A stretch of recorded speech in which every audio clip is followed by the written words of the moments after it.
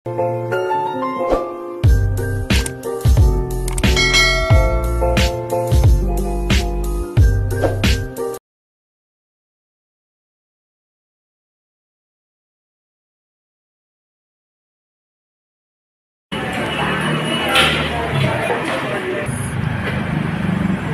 ng traffic kasi naulan na. Nabantay ng bus dito guys, papuntang Pitex. Salamat!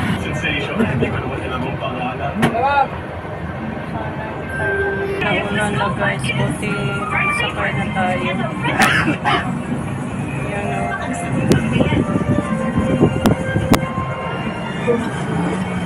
Kaya nakachilewas tayo today. Palating. Saan ba yung destination niya yan? Saan papunta yung train na yan? Hindi mo din alam?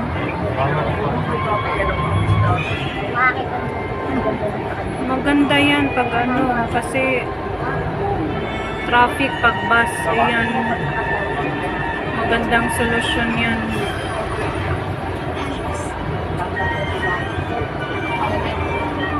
Lagpas tayo ng Pitex. May nakita akong press. Baka shortcut yan ng Cavite. Tagal na kasi kung di nakakommute guys. Kaya pasensya na. Dito na pala tayo sa ASEAN.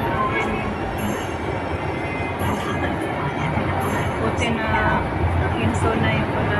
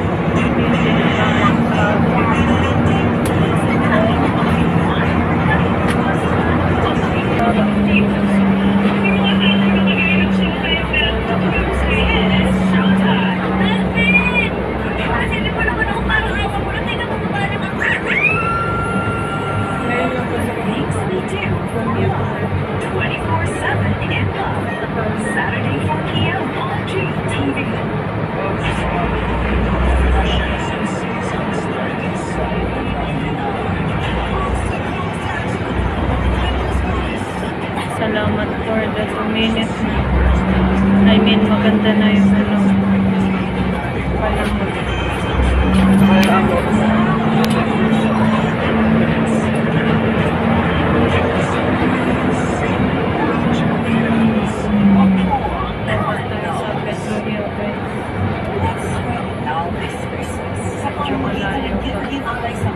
Eat pansit. Magutom tayo.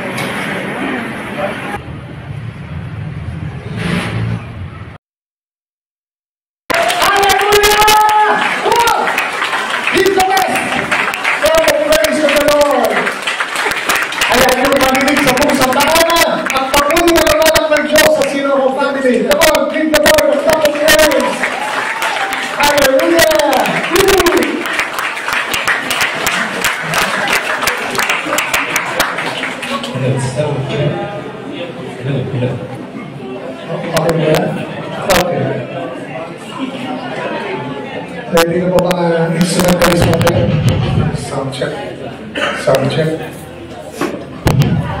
Sound check. Sound check.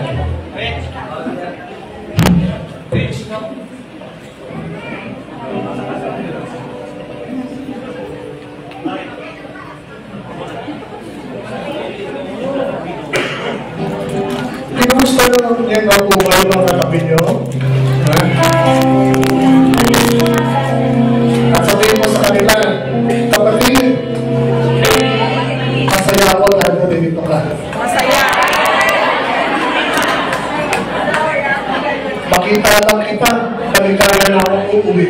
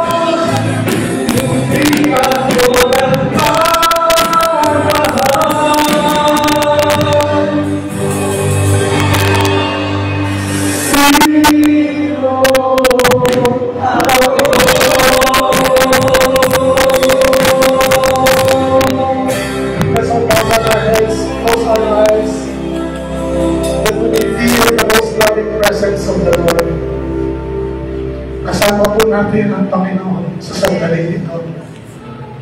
Siya po ang nagsabi na kung saan kami po ng dalawa po magligpas ang ngalan ko ay pagkaroon ako sa kanilang kapitan.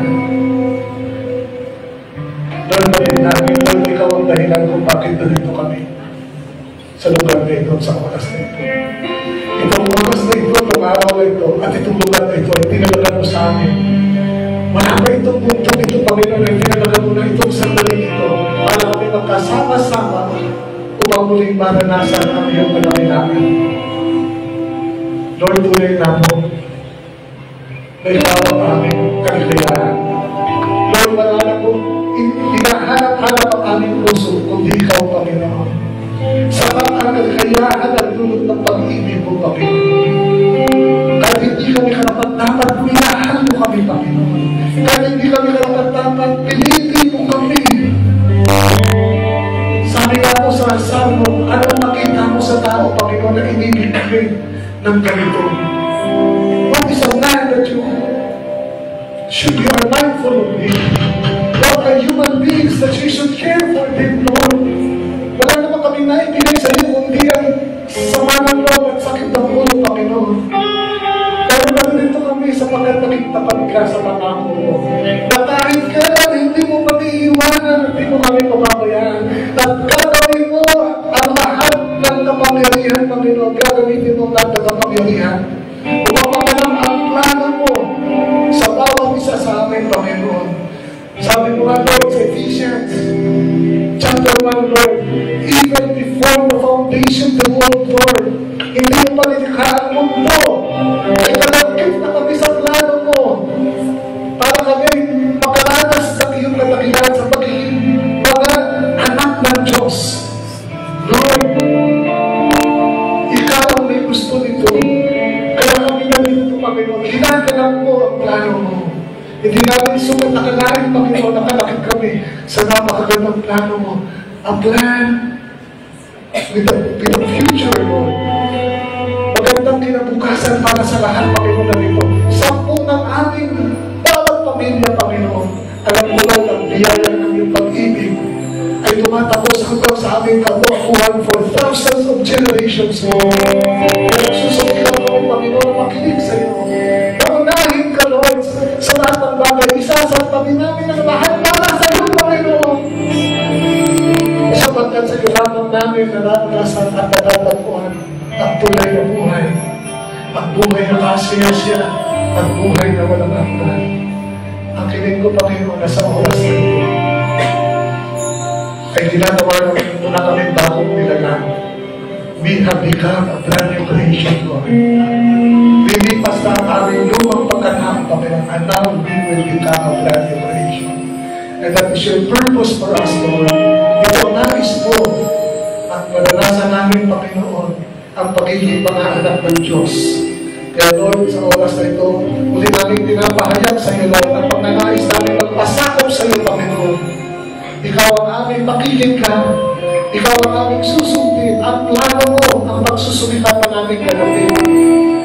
Hindi man ito madali sa amin, Panginoon, pero nanatali kami, Lord, sa pag-ibig mo.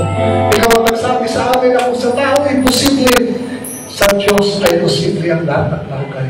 At yan ang dahilan, Lord, kung bakit may nakasalo kami kumapit sa iyo at malawakan sa iyo kahit kami kung may makasalanan. Kaya sa oras na ito, Lord, kami muli ng kapatawaran sa iyo.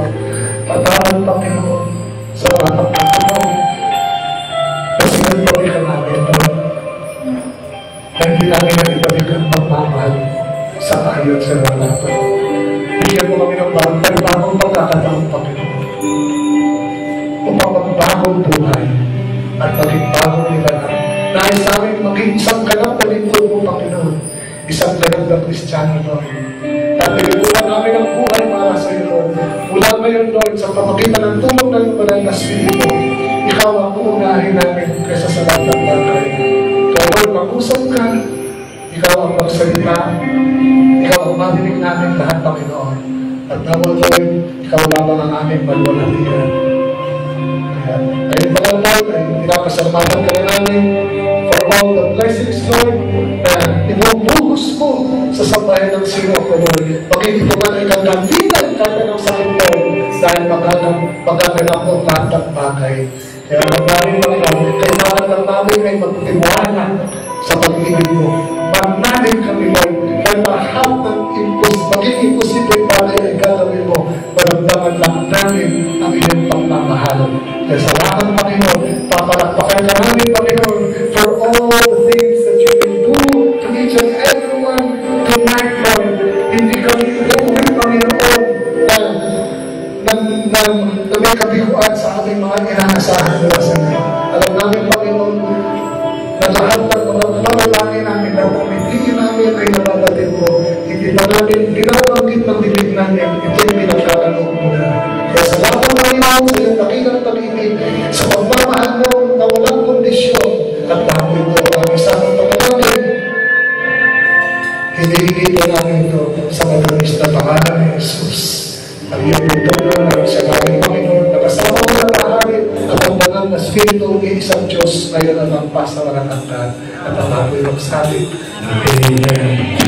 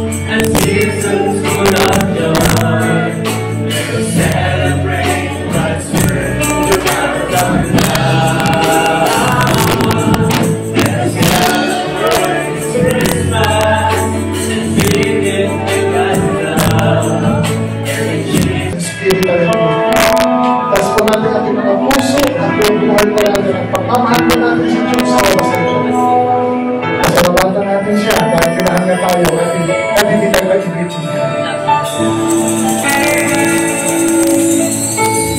Sana po ngayon, ganito po, pag nasa bahay po kayo, pagkasa sa Lord want you to bow down to the ground, dalawa kang walang space na ina. Tingnan niyo po ako, how I do it pag ako'y nasa bahay, when I worship the Lord.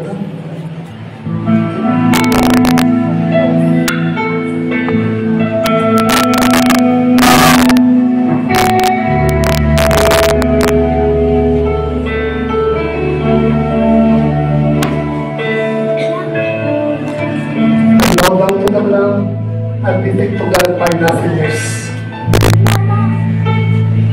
Dahil alam ko, bawat sakit ng buhay, wala akong magagampanan kung wala siya.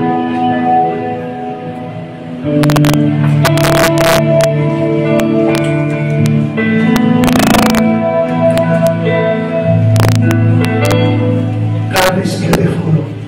You are beautiful beyond description. Too marvelous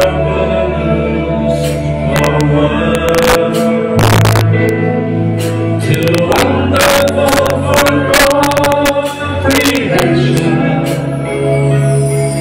like nothing ever seen or heard.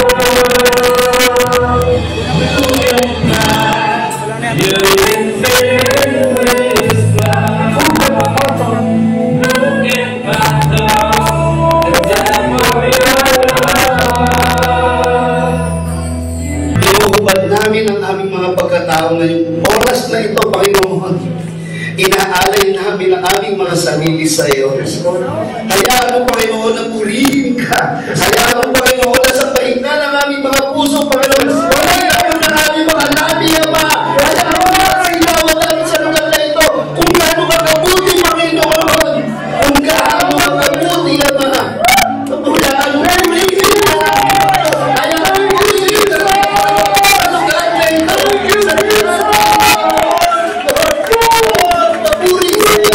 Papuri sa iyo, Panginoon. Papuri ang pagsapay sa iyo, Ama.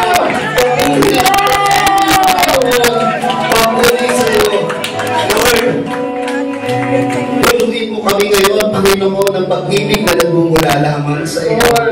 Hayaan mo, Panginoon, ang mga oras na ito ay maialay namin ang buong buo sa iyo. Iniiwan namin ang lahat ng aming mga alalahanin ngayon, Panginoon. For dying on the cross, and giving us salvation, taking us from sin, and calling us your love. To God's grace we pray, that together we may live. We thank you, Lord, for Panginoon, muli po kami nandito sa harapan ninyo. Binigyan niyo ng chance para makalapit po sa inyo, para makahingi ng kapatawaran sa lahat ng mga pagkukulang namin, sa lahat ng mga bagay na nagawa namin sa inyo na nagbigay ng sakit po sa puso ninyo. Patawad po Lord, minsan matigas ang ulo namin. Lagi mo kami tinatawag pero marami po kami dahilan, Panginoon. Nais namin lumapit sa inyo, Lord, para mabago ang buhay namin, para maalis lahat po ang mga hadlang, para tuluyang makikilos kayo sa puso namin. Ngunit, Panginoon, mas nananaig ang aming pangmundo, mundong pagnanais, mundong kagustuhan. Kaya, Lord, nandito po kami, Panginoon, lahat po kami nandito sa harapan ninyo, at muling humihingi ng kapatawaran, Lord, sa lahat ng mga nagawa namin sa inyo, sa lahat ng mga nagawa namin, sa mahal namin sa buhay ng noon, sa mga tao na saktan namin, sa mga kaibigan namin na saktan namin, sa family namin, sa asawa namin, sa mga kapatid namin, sa mga anak namin.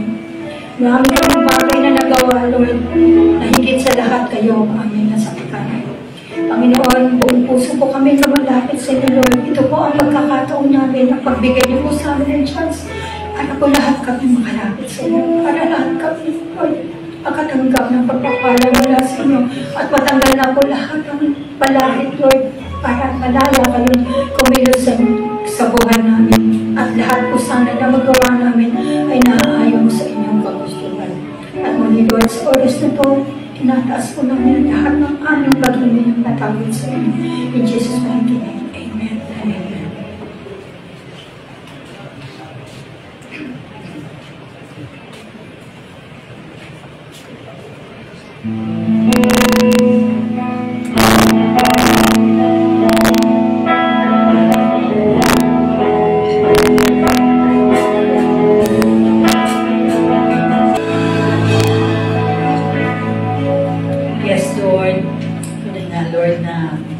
mabuti ka. Tunay nga, Lord, na dakila ka, Panginoon. Lord, sa mga oras na to, sasabihin namin ang aming pasasalamat sa iyo, Panginoon, sa lahat po ng biyaya at pagpapala na ibinibigay mo sa bawat isa sa amin, Panginoon.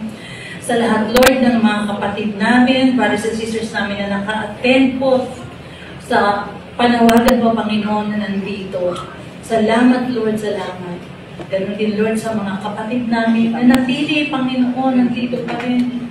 Salamat, Panginoon, salamat. Salamat sa mga blessings mo sa bawat buhay nila, sa bawat buhay namin, Panginoon. Pinasasalamatan namin ang kagalingan, budot mo, Panginoon. Ang dami namin kapatid, Lord, na nandito, na nakaranas at naka-witness ng kabutihan mo. Nararamdaman namin, Panginoon, ang pagpapala ng kagalingan, Panginoon. Salamat sa iyo, salamat. Lord, salamat din po sa paghango mo sa kabigatan, Panginoon, kung ano man po, Lord, ang mga pinagdadaanan namin, Lord. Lord, alam namin, sinasagot mo ang bawat dalangin. Ikaw lahat, Lord, ang tumugon sa mga kabigatan ito, Panginoon. Kaya salamat, Panginoon, salamat. Lord, alam namin, magagawa mo lahat ang mga bagay. Iibigin mo lang, Panginoon.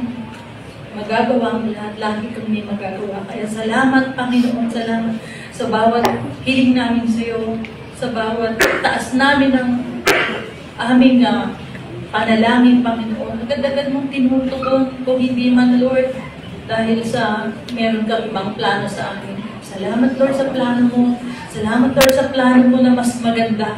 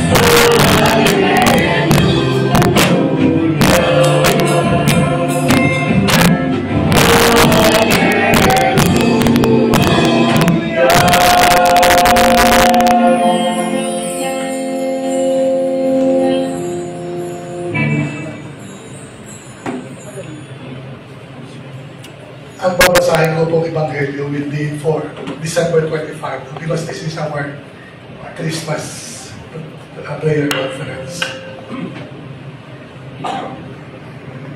And our gospel will be according to St. John chapter 1 verses 1 to 18. Glory to you, Lord.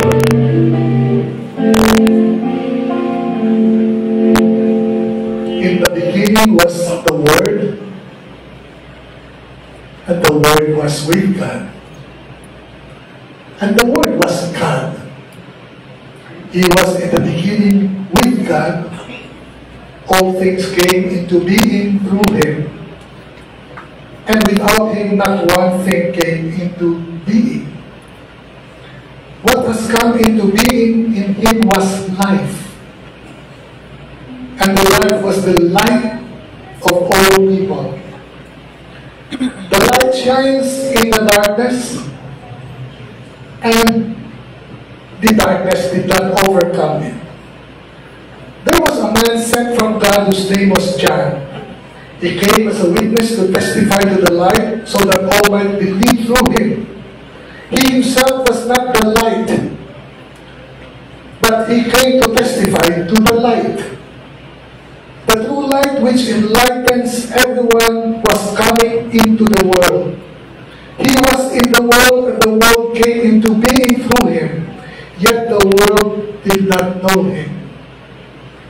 He came to what was his own, and his own people did not accept him. But to all who received him, who believed in his name, he gave power to become children of God, who were born not of blood, or of the will of the flesh, or the will of man, but of God. And the Word was made, became flesh, and lived amongst us. And we have seen his glory, the glory as the Father's only Son, full of grace and truth. John testified to him and cried out, "This was he of whom I said, he who comes after me ranks ahead of me, because he was before me." From his fullness we have all received grace upon grace. The laws indeed were given through Moses, grace and truth came through Jesus Christ. No one has ever seen God. It is God, the only Son, who is close to the Father's heart, who has made him known. My beloved sisters and brothers, the gospel of our salvation. Praise to your Lord Jesus Christ. Mas malakas na palakpak po ang para sa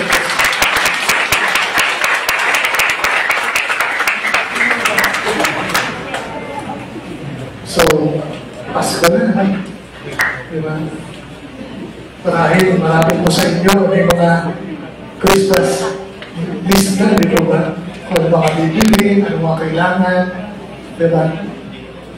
Dami natin parang, kaya pag Pasko, ito pinaka-busy na pala mo. Dami natin gusto nyo, diba?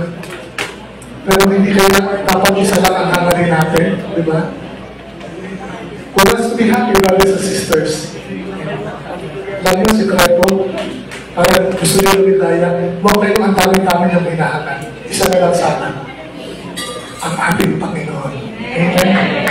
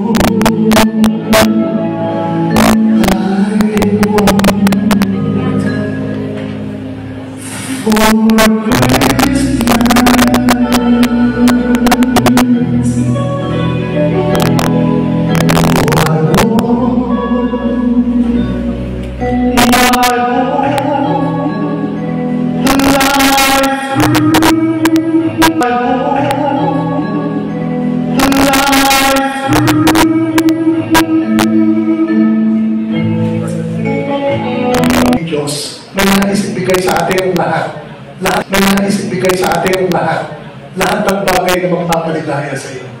God is so generous. Diba? For God, sabi nga, for God so loved the world that He gave His only begotten Son. Isipin mo, tayo isa-isa na lang na anak niya, binigay pa niya sa atin ang buhay. Isn't God wonderful, brothers and sisters? Diba? Pero pag tayo, pag sabi magsisimba, para tinatamad ka, di ba?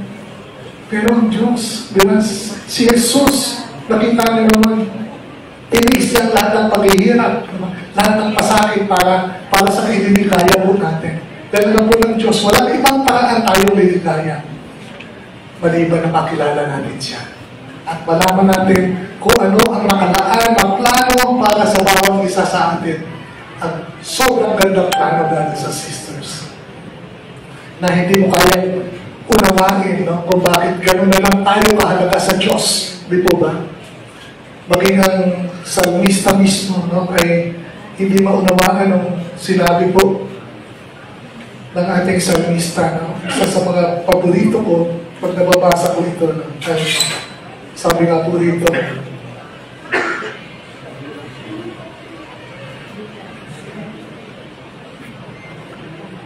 sa Hebrews, puntahan po natin. Sabi nga po dito, for what is a man that you are mindful of him? What are human beings? Hebrews chapter 2, verse 6. What are human beings? Sa Psalm chapter 18 po ito, verses 4 to 8, sa Old Testament. Inulit lang dito sa New Testament sa Hebrews. At ito po ang nakasulat. What are human beings that you are mindful of them? Or mortals that you care for them? Diba? Sa sobrang pagmamahal mo sa atin ng Diyos, no? Ito ba yung dahilan kung bakit hindi mo unawaan ni na Lucifer, no? Kung bakit ang plano ng Diyos pala, no? Ay hindi para magtal ka ng mga anghel para maging anak niya. Bagkus tayong tao na ginawa ng Diyos mas mababa ang kalagayan. Hindi po ito katanggap ng ni na Lucifer, kaya po 1/3 po ng mga anghel ay nagrebelde sa Diyos. Sa ingkit nila sa tao.